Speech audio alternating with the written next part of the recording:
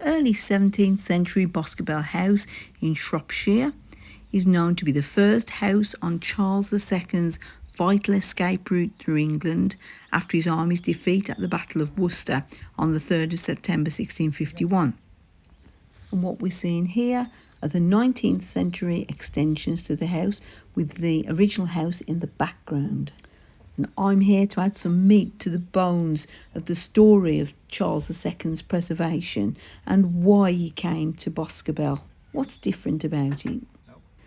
So, among Charles's small group of fleeing royalists was Charles Gifford, who turned out to be the thin end of the wedge of a whole support network for Charles II, because his family not only had 3-generation history of faithful Catholicism, but also owned White Ladies Priory and Boscobel House, and employed a family of similar persuasion that could help him.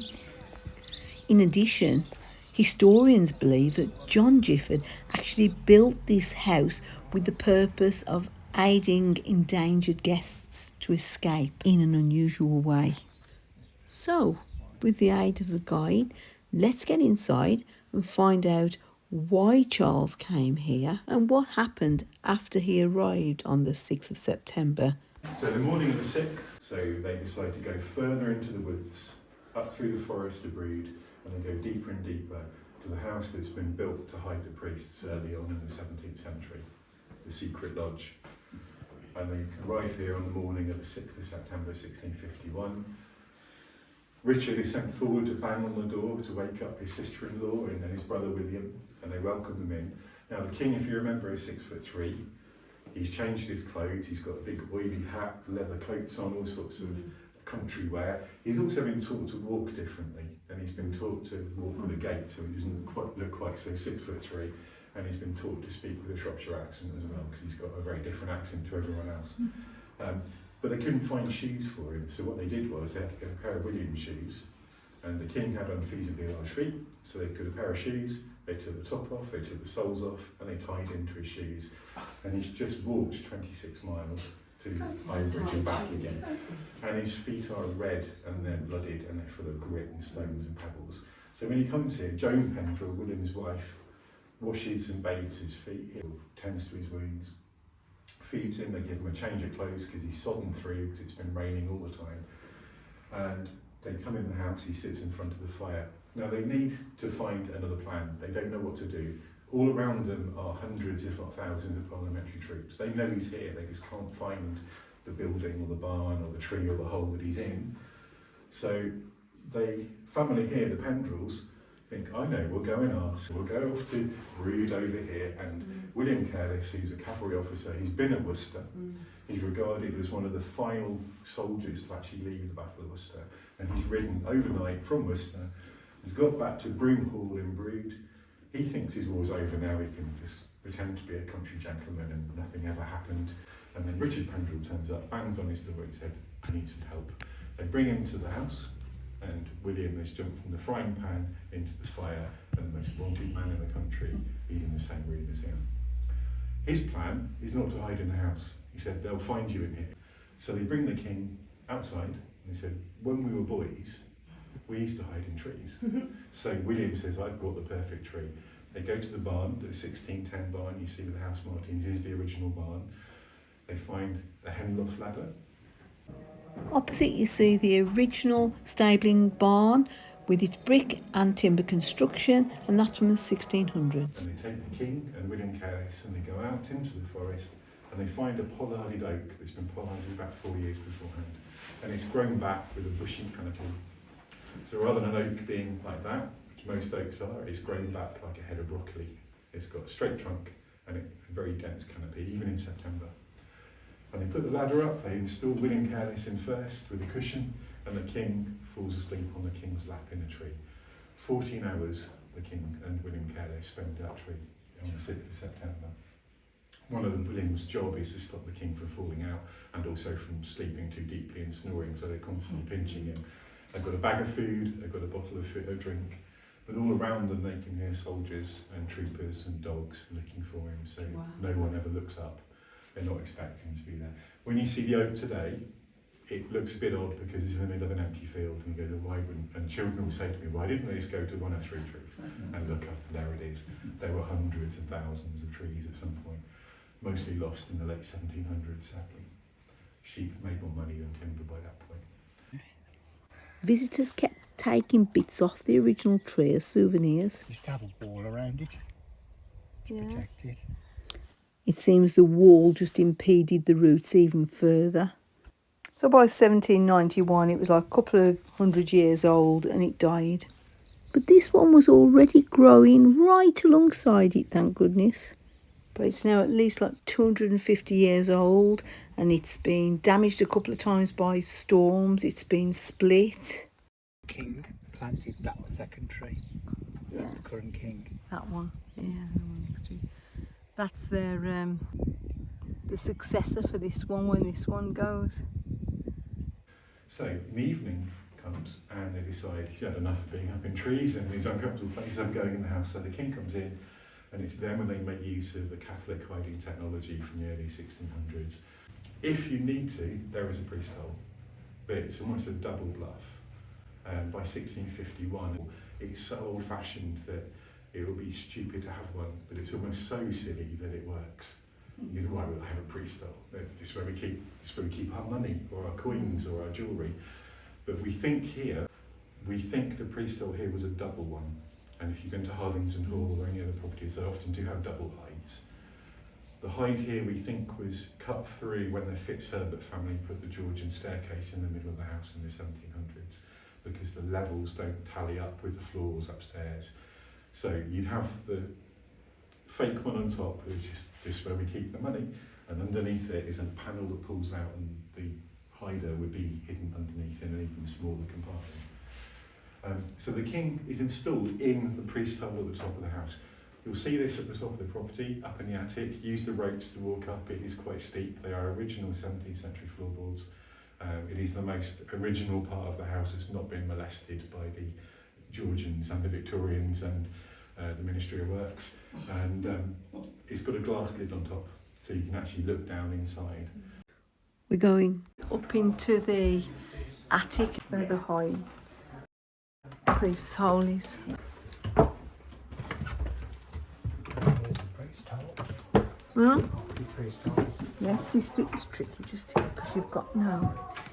This is where King Charles would have hidden in the hide previously used by the Earl of Derby, apparently. The chimney. Yeah, I've put you. See him cutting his hair. Oh, do you really? It's in the mirror. Oh yeah, excellent. However, in reality, it was the Pendrell servants at White Ladies that cut his hair. The priest hide is in this gallery in the attic, which extends the length of the house, and of course has access to the chimney to escape. So the morning of the 7th, the king wakes up. He records in his diaries and in the Blount book, which you'll see in the parlour, that he walked the gallery and said his prayers. Now the object of our house is a bit unusual compared to most of the houses with Catholic priest holes. The object of Boscobel is not to hide people, it is to get them out quicker than the people looking for them can get in. So our chimneys are unfeasibly big for our fireplaces and for the size of the property. A third of the chimney, the right-hand third, is completely empty. So the fireplace is on the left. That is a complete chute from the top of the house down to a little door, which you'll see when you go in the garden, a little wooden door about so high, and a set of steps, and it points across with red quarry tiles to a gap in the hedge.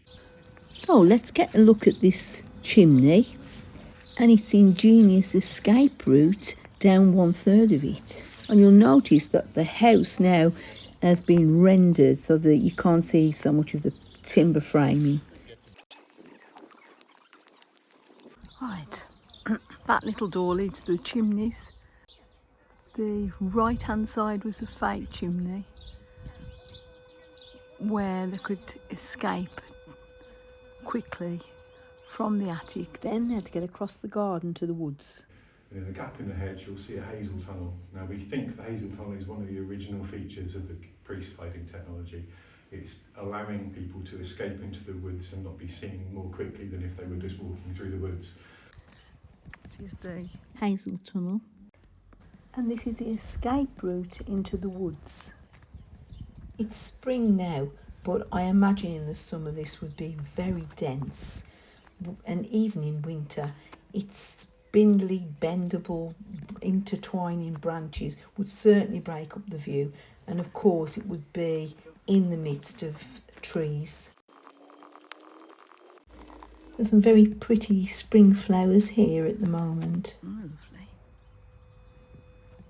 Campion. The other one was Lily of the Valley, Red Campion, Lily of the Valley. Pardon? That's one they're making.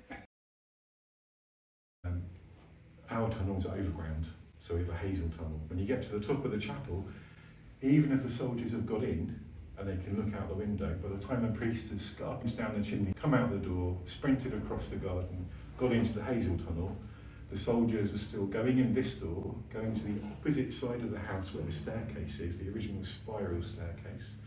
And if you've ever tried running up a spiral staircase, it's quite difficult.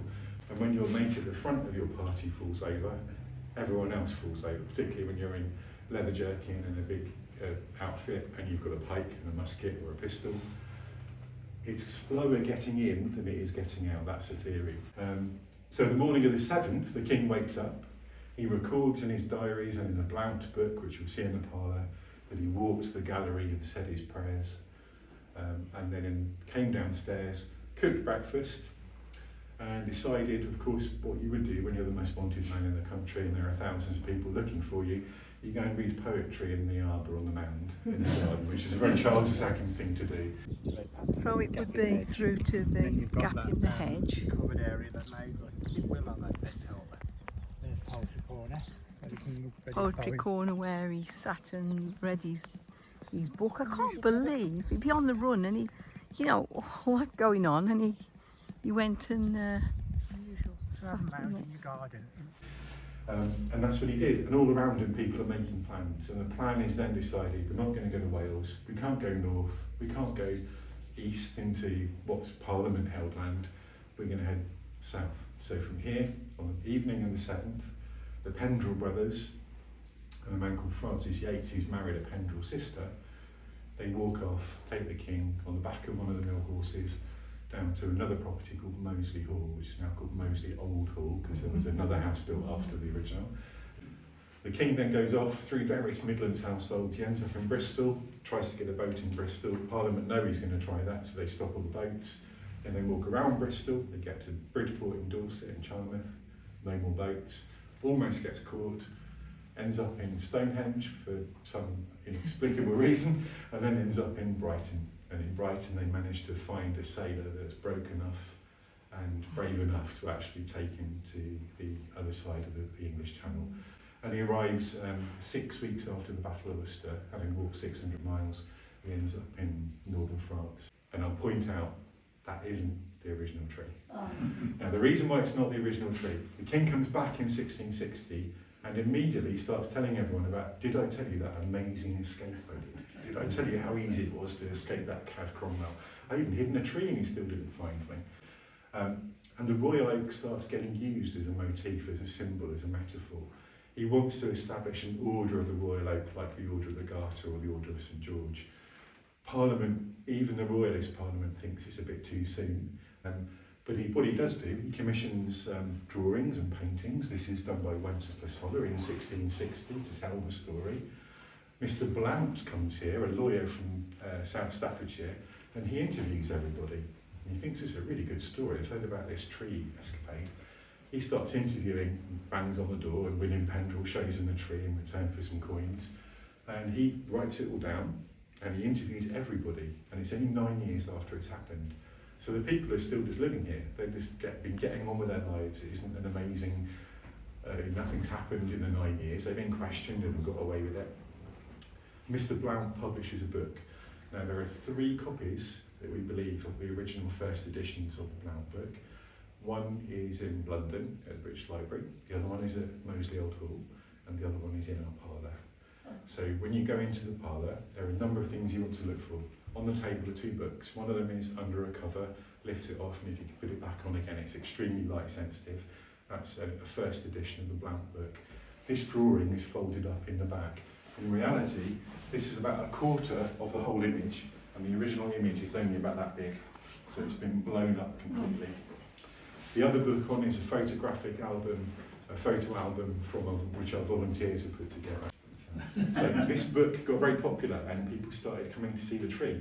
That's why the tree isn't there. Within 40 years it was robbed by souvenir hunters. Every time somebody came they took a bit and it got smaller and smaller. So by the early 1700s there's no tree left. So the family still had people coming and the Pendrell, their descendants, said, well, we've got to tell them something. We'll tell them it's the tree next door. And the tree that you see today isn't that one, it's that one, or one of the other ones. And the tree that we have is the one that was hit by lightning in 2000. And the one that's next to it was planted by our current king in 2001 to take over the role when number 2 falls down. So number 3 is gone, number 2 is at the end of its life, number 3 has got a long life ahead of it. The parlour is where the book is. Have a look at the book. We have a lovely new photo album of all very, very early 1800 photographs and demolition of the site and various other things that have happened. The interesting thing to look for in the parlour, have a look at the fireplace. One of the Evans sisters commissioned some secret engravings on there that tell the story of King Charles' escape in black marble. You need the light or to look at the light to see them. There is also a chest in there on the floor, and it's the only original piece of furniture from the Evans ownership, but it's also made from the original Royal Oak. The carcass of it is an original bit of tree, so no knives, I'm afraid. You can't take a bit home with you. And it tells a story of the beginning of the Civil War on the front, with Charles I arriving at Nottingham Castle, and on the top is Charles II hiding in a tree. Follow the eyes of the dogs looking in the tree, and you'll see a cheeky little face poking out. It's done in the style of a 17th century trunk, which is what people would have had, but it's actually made in the 1800s.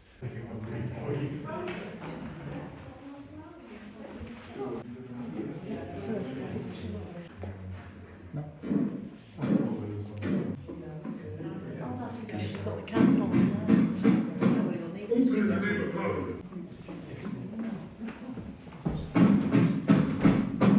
Open in the name of Parliament.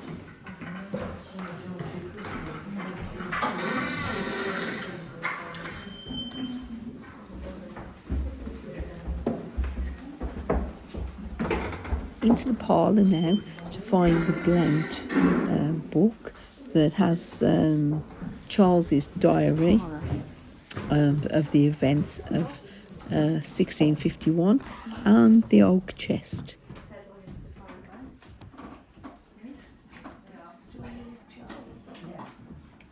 That's the chest. Is that the chest, do you think, that was made of royal oak? It is. Yeah, there's Really dark. in the house, the oak tree and the horse.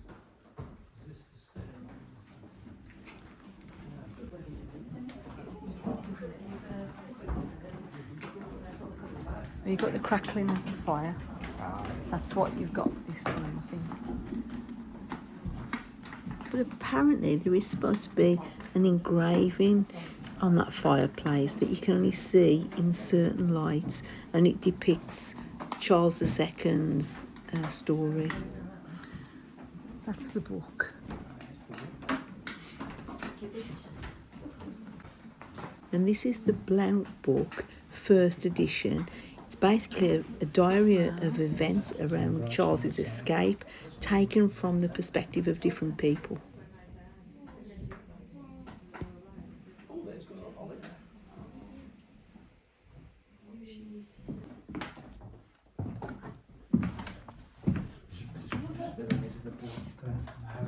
And she was a young lady. She is. Beautiful. Mid-Victorian? No, it's it's the oratory. It's where the spiral staircase used to be.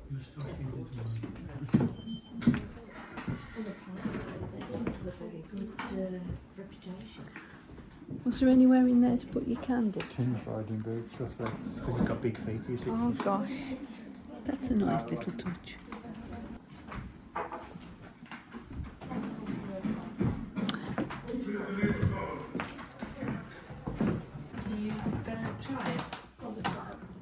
priest going on. You've Ah. met Grace in there before. We did. And This is the second priest hide under the closet in the squire's room. there's a little view out of the window. Beautiful. When the Evans sisters took over, they restored the box gardens. Oh, how lovely. There's a little place on the mound where he sat and read his book. It's lovely room. That little window, I mean, just having the privilege of looking out that window every morning at that view. It's like having your own painting that changes every day. Papa Dairy. was a working dairy farm until recently. Yeah. Cheese making. There. Whoever made the cheeses. Shower bowl, get the milk, chop the milk off. Probably would have been. Yeah, this is all the cheese making here. The butter, the cheese. Look at that picture out of the window. How lovely. Ah, I can see a fireplace on that wall opposite.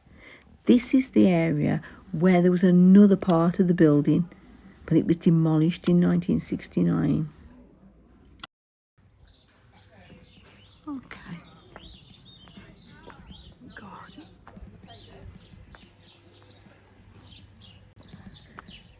This part of the building is the 19th century extension, and it's not available to the public because there are tenants living there.